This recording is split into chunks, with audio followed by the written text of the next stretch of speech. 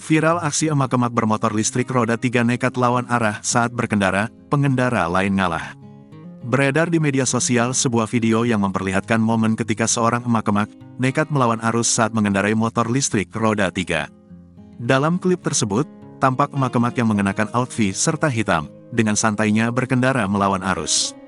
Padahal, jalanan yang dilalui ramai pengendara. Tapi, ibu-ibu itu tetap tak mau minggir meski kedatangannya menghadang pengendara, sampai ditegur juga tak memperdulikan. Truk hingga pengguna motor pun sampai mengambil jalur sebelah untuk tetap bisa melintas.